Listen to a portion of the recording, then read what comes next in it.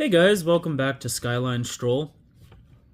Today we're going to be discussing how to better utilize Murphy's Law to improve your life. I know this is a bit of a weird one. Like, Murphy's Law is the belief that everything that can go wrong will, right? Well, that is commonly what people use it in reference to, but it's actually the belief that anything that can happen will. So we can kind of flip it on its head and realize that if we do flip it on its head, what happens is we can move in directions and use it to our advantage to try and make things happen. The closer we are to making something happen, the more Murphy's Law will kick in and make it happen. Likewise, the less we try to plan for bad things, the less likely we're going to be to deal with those bad things in a healthy way, you know? We'll just be caught up in them. So by accepting that bad things are going to happen to you, that it's inevitable for you to encounter frustrations, setbacks, betrayal, hurt, they're natural parts of life. When you try to prevent those from happening, all you do is prevent life. You don't actually prevent those things from happening to you. They're still going to come around. It's kind of like a bully. Like, if you don't confront the bully when they bully you, they're going to come back around and bully you. And by not confronting them, you don't prevent yourself from having conflict. You honestly have guaranteed it happens again. And so by accepting that you are going to confront these things in life, we can, instead of getting beat up out of, oh, woe is me, I can't believe that this is happening, it's more like, okay, this is a normal part of life. This is happening to me. What can I do to make this situation better, prevent it from happening again in the future if it does make me feel a horrible way? What can I do to really take back what I want in this situation? And then just make those steps happen. So, like, for instance, if you were late to work, go ahead and set an alarm the next day. Don't just say, oh, I can't be late tomorrow. Get to bed tonight. Sleep is important. We make more and more mistakes the more sleep deprived we are. It's just a lot easier to get caught up in your thoughts and not do something correctly.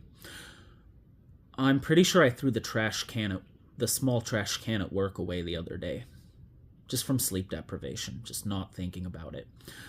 So now I owe my boss a trash can. And that's sleep deprivation, baby. So by accepting that bad things are going to happen, we can look at it like, okay, I need to be rested to be prepared for whatever craziness may come in my way today.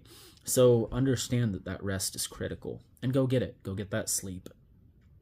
And likewise, by normalizing the bad things that happen to you, they don't become this like giant story that we tell ourselves over and over again. They become something normal. Like, we can be like, yep, this happened, it sucked, but like, I figured out how to move through it. Like, this happens to everyone eventually, so I'm glad I was able to move through it.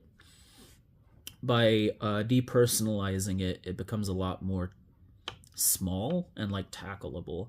So by accepting that bad things are going to happen to you, you kind of like are ready for it. You're like, okay, it doesn't knock you down as hard. You're not like oblivious to it when it's about to smack you in the face. And I think more and more people get caught up in their woes. Like, as we get knocked down, it creates this feedback loop of we're never going to get what we want out of life, or like we're not good enough, or we're incapable, we're a failure. But that isn't necessarily true. People just get knocked down. Success isn't about never failing.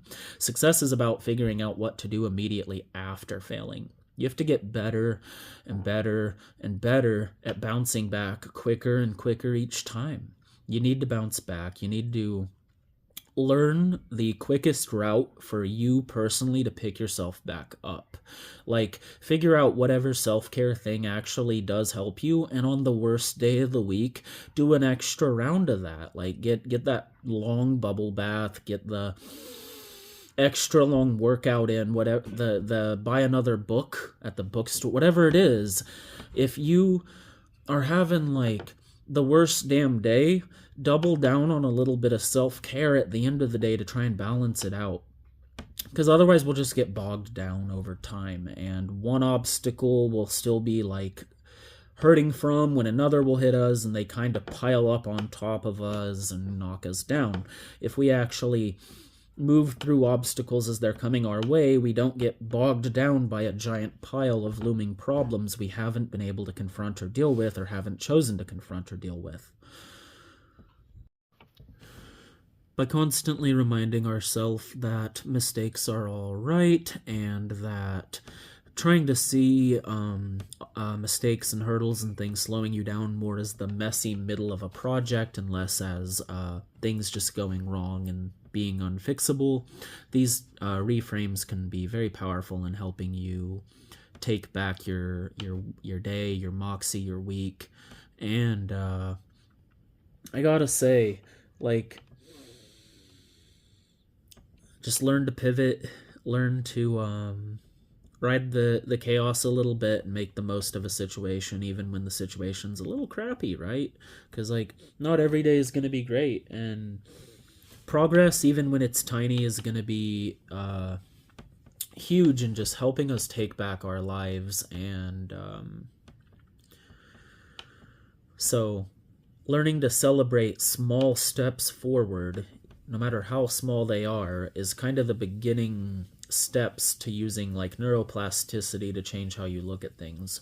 If all you see is shittiness in the world, all you're going to see is shittiness. But if all you see in the world is goodness, well, you're going to see a mix of goodness and badness, truth be told. But that's okay. That's the way things should be. There should be a balance there. That's natural. We become a better person, a stronger, more wise, capable person when we're exposed to adversity. Remind yourself of that and learn to see adversity as chances to level up and less as chances to be knocked down a peg. So those are just some extra mindsets that I think really help me make the most of my own mistakes and failings and help me rise and kind of come back and be a better person in the tomorrow. So don't strive for perfection. Strive to be as consistent as possible. Try to... So on a day where, like, your car breaks, for instance, we've had to make 3 repairs to the car this week. Yeah. So that's actually kind of what sparked up today's topic. I was thinking about this throughout the week on my return trips from home, because it was just genuinely a long week all around.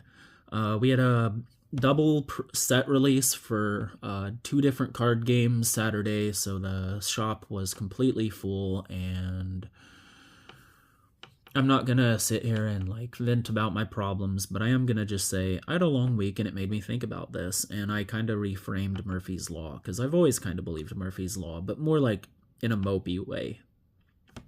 So now I'm trying to look at it optimistically. It's like, okay, so things are gonna go wrong. What of it? What do we do in spite of that? How do we navigate around things that have gone wrong in our lives? And it's easier said than done, but so your goal shouldn't be strive for perfection. It should be strive for consistent as possible.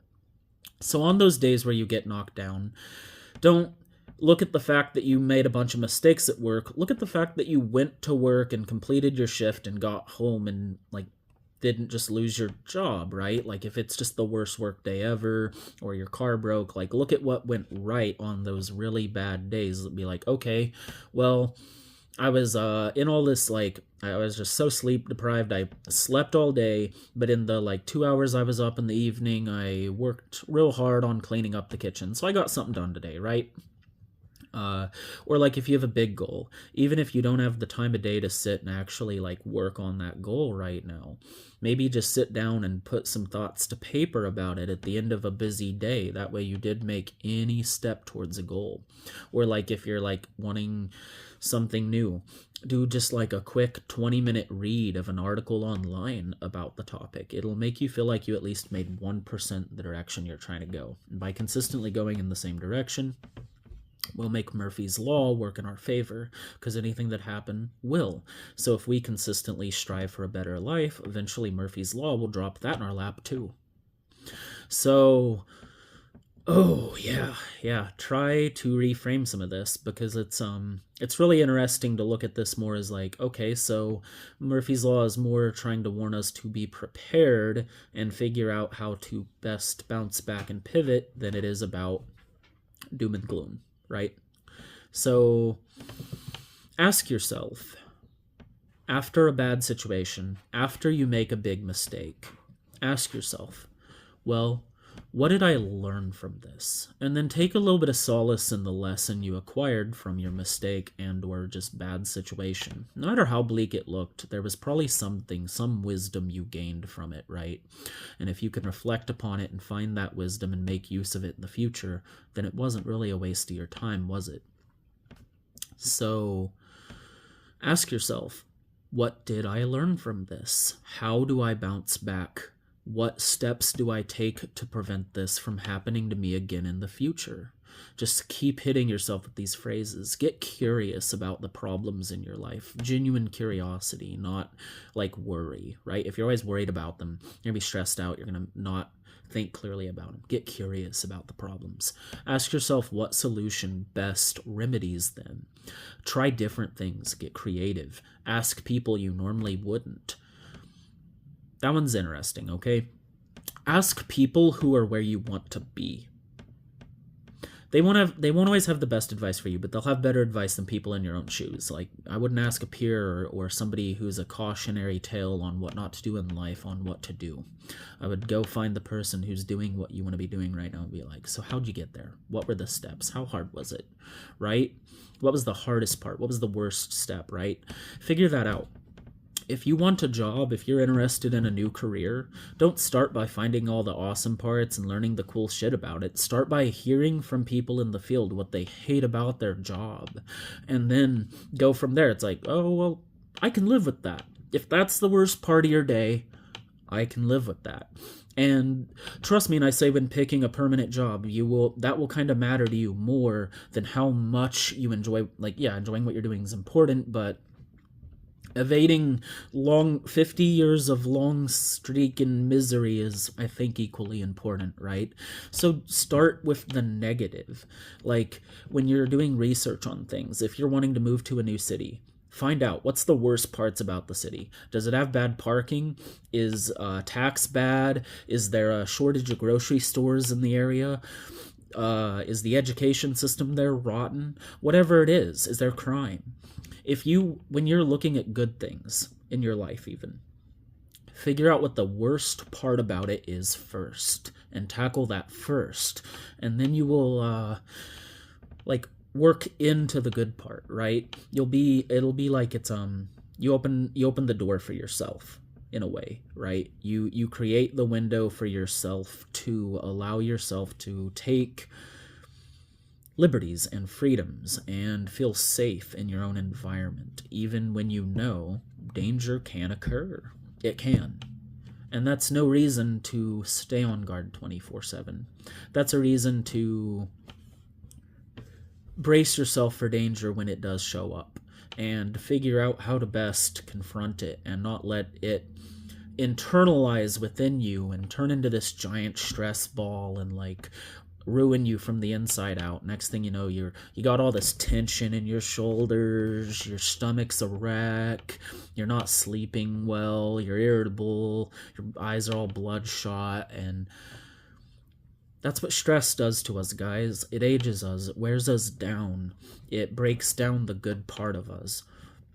So accept that something bad is going to happen to you, and that also something good is going to happen to you. Both are always going to happen going forward. There's going to be good and there's going to be bad. And tell yourself in every situation, the good and bad ones, this too shall pass. Because it will. And you will commit more to enjoying the good times if, while you're in them, just once you silently say to yourself, this too shall pass. And likewise, on the worst day of your life, reminding yourself that it ends tonight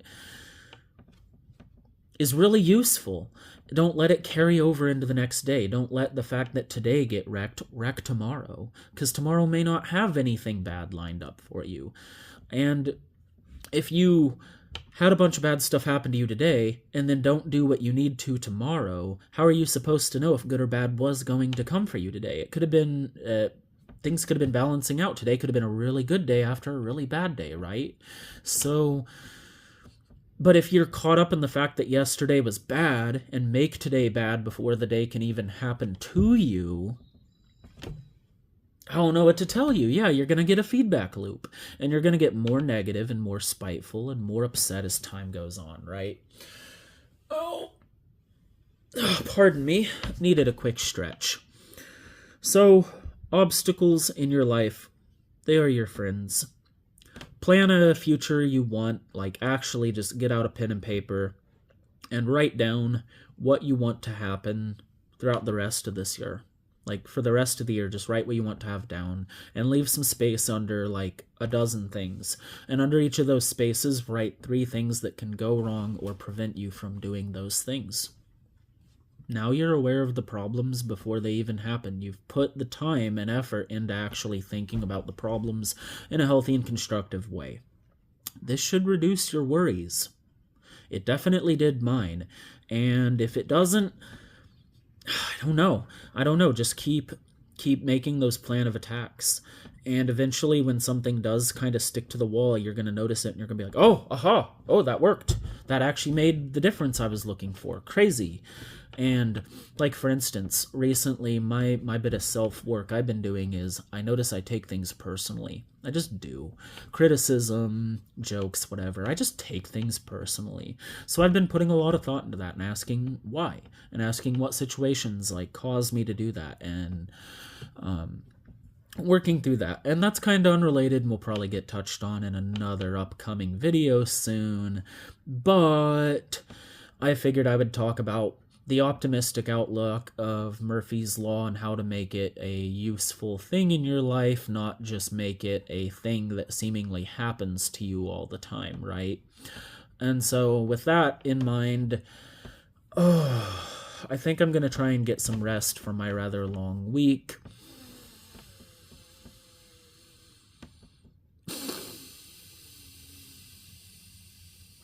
Try and get a deep breath if you can. My next couple of vegetables. Almost said vegetables. My next couple of videos are going to be about meditation, which is something pretty new I'm diving into. I've used exercise for meditation in the past, but I've never tried like try and true like quiet time meditation. I struggle with it, so I'm working on that, and that'll be one of my next videos. And then the weird one that I kind of hinted at with the start of this video is a video talking about the different teas I use to improve my quality of living, and how these different teas each serve a role in my day. If you would tell me which of those sound more interesting in the comments below. I'm probably going to do both anyways, but it would be cool to hear what people are liking out of my content. As always, thank you so much for watching, and I hope this video had some useful tidbits in it, and I'll catch you in the next Skyline Stroll.